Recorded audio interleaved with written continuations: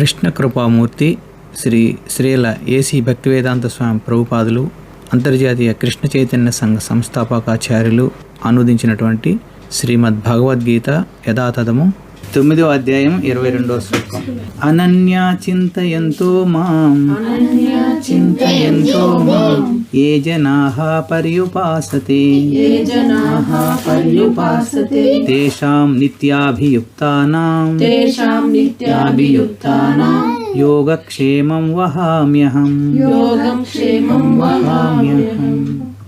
ఓం అజ్ఞానతిమిరాంతస్య జ్ఞానాంజనశలాకయ చక్షుర్మిలితం యేన తస్మై శ్రీ గురవే నమః. జగద్గురు శ్రీల ప్రభుపాదకి జయ.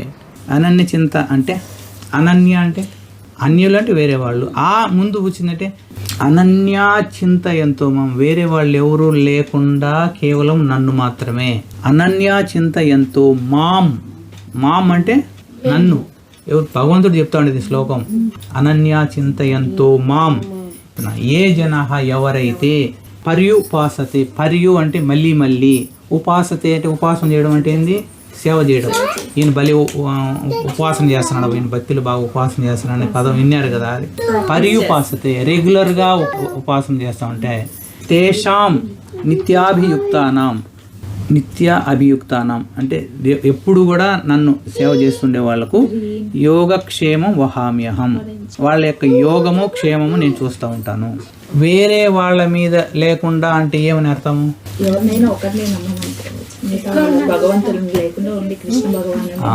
Very good.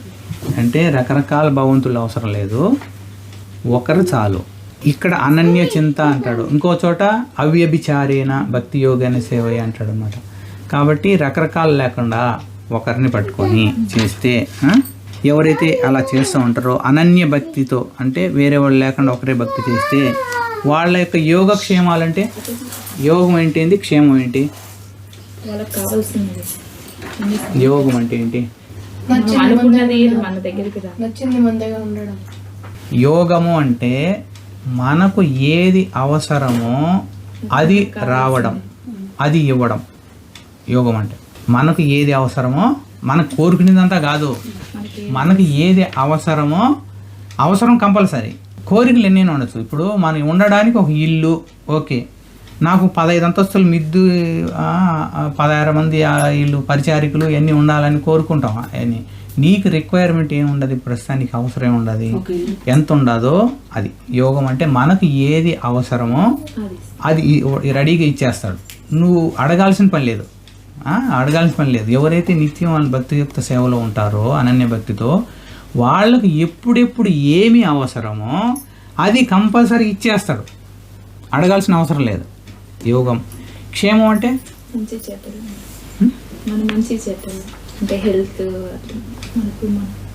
క్షేమం అంటే ఏంటి? మీరు భగవద్గీత చదవడలే కదా, నిజంగా చెప్పండి. నారాయణ, దాంట్లో మామూలుగా బ్రాకెట్లో ఇచ్చేస్తున్నాడు యోగక్షేమం ఏంటంటే, వారికి లేని వాటిని సమకూర్చడం యోగము, వారికి ఉన్న వాటిని రక్షించడం క్షేమము. మన దగ్గర ఉండేటి పోకుండా, మనకేదో కావాలి ఇచ్చేసినాడు, మరుక్షణంలో పెరిగి పైన పడేసినాడు, ఏం లాభం? సరేనా, మనకి ఏం కావాలని ఇస్తాడు, ఉండే వాటిని పోనీయకుండా మళ్ళీ కాపాడుతూ ఉంటాడు అనమాట క్షేమంగా.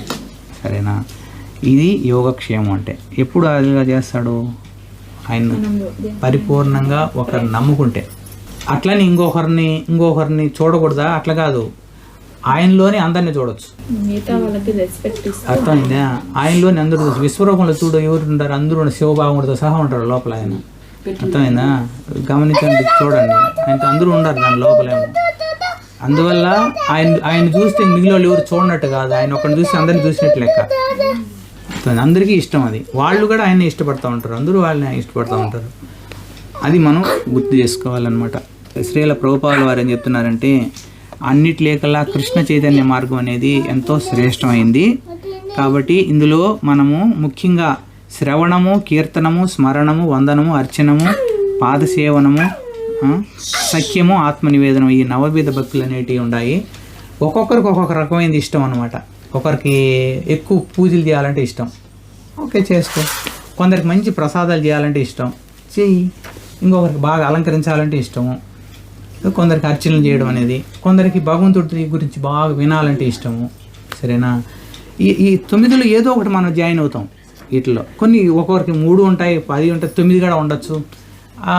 అట్లా రకరకాలుగా భావాలు ఉంటాయన్నమాట. మొత్తానికి ఈ నవవిధ భక్తిలోంచి మనము రెగ్యులర్గా చేస్తే భగవంతుడు ఎప్పుడు మంగళస్వరూపుడు.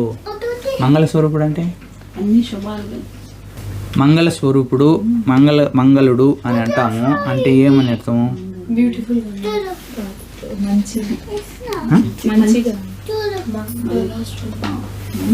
ఒకసారి భయపడుతున్నారా? నేనేమన్నా తప్పు అవుతాయి. తప్పులు పోయేది మంచిది మాత్రం. మన లోపల ఉండే తప్పులన్నీ వెళ్ళిపోతే ఓన్లీ మంచివే మిగిలి ఉంటాయి. లోపల కూడా ఎందుకు దాచిపెట్టుకోవడం? అవన్నీ మంగళకరుడు అని అంటే ఎప్పుడు శుభాలు మాత్రమే ఇచ్చేవాడు. మంగళ స్వరూపుడు అన్నప్పుడు అంటే ఏమంటే భగవంతుడి దగ్గరికి వస్తే ఏదో ఒక మంచి వార్త విని వెళ్తాం. మనకి ఏదో ఒకటి మంచి చేస్తాడనమాట. అతనికి ఎప్పుడెప్పుడు నా దగ్గరికి వస్తారా, ఏమైనా ఇస్తామా అని ఎదురు చూస్తూ ఉంటాడు అనమాట భగవంతుడు. అందువల్ల భగవంతుడు ఎప్పుడు మంగళ స్వరూపుడు. కాబట్టి నవవిధ భక్తుల్లో ఉండేటప్పుడు భగవంతుడు మంగళ స్వరూపుడు కాబట్టి ఆయన అన్నిటికంటే ఇష్టంగా ఆధ్యాత్మిక జ్ఞానం ఇస్తాడంట. ఆయన అది ఇవ్వడానికి ఇష్టం. ఇప్పుడు చతుర్విధ భజంతే ఏ జన సుకృతి నోర్జున ఆర్తో జిజ్ఞాస అర్థార్థి జ్ఞాని చ భరతర్షభ. అందులో సుకృతి ఉండేవాళ్ళు 4 రకాల వాళ్ళు వస్తారు. ఆర్తో అంటే బాధల్లో ఉండేవాళ్ళు, ఆర్తో జిజ్ఞాస అంటే తెలుసుకోవాలనుకునే వాళ్ళు, అర్థార్థి అంటే డబ్బు కోసం సంపద కోసం వచ్చేవాళ్ళు, లాస్ట్లో జ్ఞానం ఆయన చేరుకునేవాడు. ఈ 4 జ్ఞాని నాకు ఇష్టం అంటాడు. ఈ 4 జ్ఞాని నాకు ఇష్టం అంటాడు అనమాట. అంటే ఆయనకి ఇష్టం అంటే ఏమని, ఆయన చేరుకోవడానికి వచ్చేవాళ్ళు అంటే ఇష్టం ఆయనకు, అది చెప్తారనమాట. అట్లని మిగిలిన వాళ్ళకు ఇవ్వడానికి కాదు, వాళ్ళు అడిగితే ఇస్తారు. అది ఎట్లా ఉంటుంది అంటే ఆకలితో ఉన్నాడు అనుకో, ఒకతను వచ్చినాడు, ఆకలితో ఉండదు, ప్రాణం బయటగా ఉండదు, ఆకలిగా ఉంది, లేదు బంగారు రొట్టె ఒక పక్క మామూలు రొట్టె ఒక పక్క ఎత్తుకొని ఇచ్చినాడు, ఏది తీసుకుంటాడు? వాడు ఎవడు పాడపోయినా పర్వాలేదు, ముందు బంగారు తీసుకొని పోతా అనుకుంటాడు. వాడు అంత నీచుడు ఇంకొకడు ఉండడు. యాక్చువల్గా చెప్తానా, యాక్చువల్గా అయితే అతనికి ఏది ఇష్టమో రొట్టె ఇష్టం యాక్చువల్గా ఆ టైంలో. కానీ గ్రేట్నెస్ ఏది బంగారుది అయినప్పటికీ కూడా ఆ టైంలో అతనికి అది ఇష్టం. ఆ విధంగా ఇప్పుడు భగవంతుడి దగ్గరికి వచ్చినారు 4. ఒకడు నాకు డబ్బు కావాలో అని భగవంతుడికి వచ్చినాడు. ఆయన భగవంతుడు రే డబ్బు ఎందుకు లేరా, నీకు జ్ఞానం ఇచ్చా తీసుకుంటే ఇది తీసుకుంటాడా? తీసుకోడు కదా. అందువల్ల భగవంతుడు ఏం కావాలో అది ఇస్తాడు.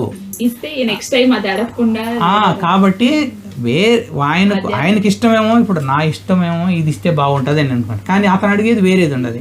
అందువల్ల అతనికి ఏది కావాలో అది ఇవ్వాలి నేను. సరేనా? నేరే నీకు దాన్ని ఇప్పుడు ఫర్ ఎగ్జాంపుల్ దక్కిగా వచ్చినాడు, నాకు నీళ్ళు తాగేదానికి అంటాడు. నీళ్ళు కంటే ఏదో ఎక్సలెంట్ పాలు తాగండి, పాలు తాగితే తోడు దప్పికి తీరదు, నాకు నీళ్ళు కావాలంటాడు అనమాట. ఇంకా బెస్ట్ ఎగ్జాంపుల్ ఏమంటే చిత్రకేతు మహారాజు పిల్లోళ్ళు లేరని ఏడుస్తూ ఉంటే ఎవరు నారద మహర్షి అంగీరస మహాముని ఇద్దరు వస్తారనమాట. అప్పుడు వాళ్ళు వచ్చింది ఏది జ్ఞాన బోధ చేయాలని, కానీ ఈయనేమో నాకు బిడ్డలు లేరని బాధతో ఉన్నాడు. అందువల్ల మనం చెప్తే ఈయనే పరిస్థితులు లేడు, ముందు బిడ్డలు ఇచ్చేసి పోదాం అని చెప్పేసి ఆయన బిడ్డలు కనుక ఇచ్చేసి వెళ్ళిపోతారనమాట. కాబట్టి ఇట్లా ఇక్కడ భగవంతుడు ఏం చెప్తున్నారంటే యోగక్షేమాలంటే వాళ్ళకి ఏం కావాలో అది ఇస్తాడు, ఆయన ఇచ్చిన దాన్ని కూడా ప్రొటెక్షన్ చేస్తాడు అనమాట. అది అక్కడ ప్రొటెక్షన్లో వచ్చి భక్తిని కూడా ప్రొటెక్షన్ చేస్తాడు. ఏదైనా తగ్గిపోతుంది కానీ భక్తి అనేది తగ్గదు. ఒక గ్లాస్ తీసుకొని ఆ గ్లాస్లో ఒక బ్లాక్ ఇంక్ కానీ బ్లూ ఇంక్ కానీ ఇంక్ డ్రాప్ వేసేసేయాలి దాంట్లో స్వచ్ఛమైన వాటర్లో. ఎట్లా మారిపోతాయి? బ్లూ కలర్లో అయిపోతాయి. నీకుండే శక్తి ప్రకారం వాటిని ఇటు ఉంచి పడేసి అంత శక్తి లేదు నీకు. అంటే ఆయనకుంటే ఒక సెకండ్లో నిన్ను ప్యూరిఫై చేయగలడు, కానీ మనకు ఆ శక్తి లేదు, దాన్ని తీసి ఇటు పారబోసే శక్తి లేదు. కానీ మనకు ఒక ఫెసిలిటీ ఉంది, మంచినీళ్ళు దాంట్లో పోయచ్చు. మనకు 2 ఫెసిలిటీలు ఉన్నాయి. ఒకటే ఉన్నది మళ్ళీ ఇంక ఇక్కడ పోయచ్చు, లేదా మళ్ళీ మంచినీళ్ళైనా పోయచ్చు, ఏదైనా పోయచ్చు. నువ్వు మంచినీళ్ళు పోస్తా ఉంటే ఈ ఇంక నీళ్ళని పొలిపోయి పోతా రెండు ప్యూరిఫై అవుతా ఉంటాయి. ఇక్కడ మనము ఇంక్ పోయడము అంటే భౌతిక విషయాల పట్ల మనం ఆకర్షణ అయ్యి భౌతిక సంబంధించిన విషయాలు చేయడం. స్వచ్ఛమైన నీళ్ళు పోయడం అంటే భక్తియుత సేవ ప్రాక్టీస్ చేయడం, సాధన చేయడం. మనం ఎప్పుడైతే ఎక్కువగా భౌతిక విషయాలు తగ్గించేసి భగవంతునికి సంబంధించిన విషయాలు మనం ప్రాక్టీస్ చేస్తూ ఉంటే, సాధన చేస్తూ ఉన్నట్లయితే అందులో అంటే మన హృదయంలో స్వచ్ఛమైన నీరు పోస్తూ ఉన్నట్లు ఆ కల్మషాలన్నీ కొంచెం పోతూ ఉంటాయి. మనం ఎలాగూ టోటల్ కల్మషాలన్నీ తీసి బయట పడేయలేము కాబట్టి మనం ఏం చేయాలి, దాంట్లో రెగ్యులర్గా భగవంతుని యొక్క సేవలో పాల్గొంటూ ఉంటే, భక్తియుక్త సేవలో పాల్గొంటూ ఉంటే అప్పుడు మనలో ప్యూరిటీ అనేది పెరుగుతూ వస్తుందన్నమాట. ఒకానొక స్టేజ్లో కంప్లీట్ ప్యూరిటీ అనేది వచ్చేస్తుంది. అప్పుడు ఈ భౌతిక విషయాలన్నీ కంప్లీట్గా వెళ్ళిపోయినట్లు లెక్క. అంటే మన హృదయంలో భగవంతుడు పరమాత్మ రూపంలో ఉన్నారు, మనం ఆత్మస్వరూపులం. ఆత్మ పరమాత్మకు మధ్య అంత చాలా క్లోజ్గా ఉండం మనం. కానీ అంత క్లోజ్గా ఉన్నా మనం చూసుకోలేకపోతున్నాం, ఆత్మగా పక్క నుండి పరమాత్మను కూడా చూడలేకపోతున్నాం. ఈ రెండు కూడా ఎప్పుడు సాధ్యపడతాయి అంటే మనలో 100% ప్యూరిటీ వచ్చినప్పుడు సాధ్యపడుతుంది అనమాట. ఆ రావడానికి మనం భక్తియుత సేవ చేయాలి. ఎప్పుడైతే అలా అనన్య భక్తితో ఇతరములైన ఏ దేవతలను ఆశ్రయించకుండా కేవలం కృష్ణ భగవానుని ఆశ్రయించినట్లయితే, ఆయన లోపలనే అందరు దేవతలు ఉన్నారు కాబట్టి అందరూ ప్రీతి చెందుతారు. ఎట్లయితే మన చెట్లకు మొదలకు నీళ్లు పోస్తే చెట్టు అంతా ఎలా అయితే తృప్తి చెందుతుందో, ఆ విధంగా కృష్ణ భగవానుని మనం తృప్తిపరచగలిగితే అందరు దేవతలు కూడా తృప్తి చెందుతారు. ఎందుకంటే ఆయన కంట్రోల్లోనే అందరూ ఉన్నారు కాబట్టి వాళ్ళేం ఫీల్ కారు, ఈయన కృష్ణ భక్తి చేసుకుంటున్నాడు మమ్మల్ని సేవ చేయలేదని వాళ్ళేం ఫీల్ కారు. వాళ్ళకు మంచి ఆనందం అనమాట. కాబట్టి రెగ్యులర్గా కేవలము కృష్ణ భగవాన్ యొక్క భక్తియుక్త సేవలో ఉంటూ, ఆయన గురించి వింటూ, ఆయన సేవల్లో పాల్గొంటూ ఉన్నప్పుడు మనకు ఆయనకు చేరుకోగలిగినటువంటి బుద్ధి జ్ఞానాన్ని మనకు ఇస్తూ, మనలో ప్యూరిటీ పెంచుతూ, మనకు ఏ టైంలో ఏది అవసరమో అది ఇస్తాడు. అది యోగము. మనకు ఉన్నదాన్ని పోకుండా దాన్ని రక్షించేదాన్ని క్షేమము. అంటే ఏం కావాలని అది ఇస్తాడు, ఉన్నదాన్ని పోనీకుండా చూస్తాడు. ప్లస్ మన భక్తిని కూడా ప్రొటెక్ట్ చేస్తూ వస్తాడనమాట. ఈ భౌతిక విషయాలు అనేటువంటి భావాలు జన్మలకు మారేటప్పుడు అవి పుణ్యాలు పాపాలన్నీ పెరుగుతూ తగ్గుతూ ఉంటాయి, కానీ భక్తి మాత్రం ఎప్పుడు తగ్గదు, అలాగే ఉండుతుంది. కాకపోతే ఒక్కొక్కసారి అలాగే ఉండిపోతుంది, కానీ తగ్గేదంటూ ఉండదు. ఎప్పుడైతే మనకు అది 100% చేరుకుంటుందో అప్పుడు ప్యూరిటీ వచ్చేస్తుంది. అప్పుడే మనం జీవన్ముక్తులు అవుతాము, భగవంతుని దగ్గరికి చేరుకుంటాం అన్నమాట. ఈ అన్నిటికీ మూల కారణం ఏమంటే అనన్య భక్తి, శుద్ధమైన భక్తి. భగవంతుడు అంటే ఎంతో ఇష్టంగా చేయాల్సిన భక్తి అనేది మనం ఫాలో అయినప్పుడు మనం ఏదో ఒక రోజుకు ఖచ్చితంగా భగవంతుని చేరుకోగలిగేటువంటి ప్యూరిటీ మనం సాధిస్తాము. ఆ ప్యూరిటీ మనకు సాధించడానికి భక్తి యోగంలో సక్సెస్ఫుల్గా ముందుకు వెళ్ళడానికి మనకు గురుదేవుల కృప, పరమ భక్తుల యొక్క కృప అపారంగా అవసరము. కాబట్టి ఆ కృపను ప్రసాదించమనేసి గురుదేవుల్ని, భక్తుల్ని, పరమ భక్తుల్ని వేడుకుంటూ భగవంతుని ప్రార్థిస్తాం. హరే కృష్ణ కృష్ణ కృష్ణ హరే హరే, హరే రామ రామ రామ హరే హరే. జగద్గురు శ్రీల ప్రభుపాదకి జై. అనంతకోటి వైష్ణవ భక్త బృందకి జై. శ్రీ హరినామ సంకీర్తన మహాయజ్ఞకి జై. నితాయ్ గౌర్ ప్రేమానందే. హరి హరి బోల్. మీ దగ్గరలో ఉన్న ఇస్కాన్ హరే కృష్ణ మందిరాన్ని దర్శించండి. శ్రీల ప్రభుపాల వారి బుక్స్ని తప్పనిసరిగా చదవండి. ధన్యవాదాలు. హరే కృష్ణ.